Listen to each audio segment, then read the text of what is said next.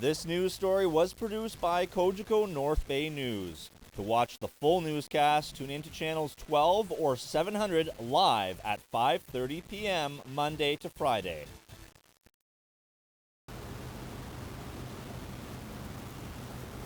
Another evening of business for some youngsters at Marceau's Martial Arts Dojo on O'Brien Street.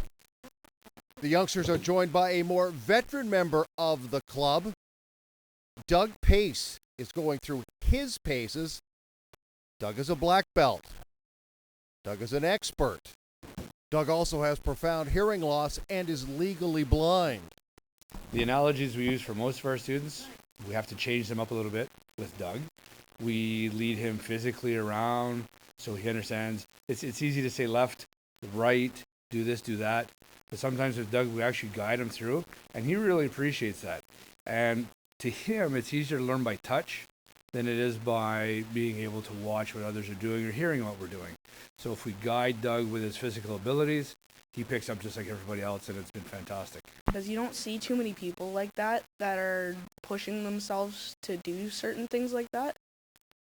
When you spar with him, do you take any special efforts to make sure that he knows where you are and what you're going to do?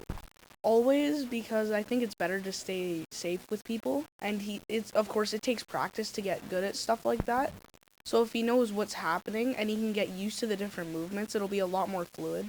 I enjoyed it. If you don't enjoy it, then there doesn't seem to be much point to do it. Also, it's helped with my ability to navigate and just daily life. I have tunnel vision. It's called retinitis pigmentosa. So I have about 5 degrees where you have 180. And despite those profound challenges, Doug Pace has advanced all the way to black belt. He was given his black belt at a ceremony before dozens of other black belts a few months ago. We've all worked with Doug. My son's worked with Doug. And, he's very receptive.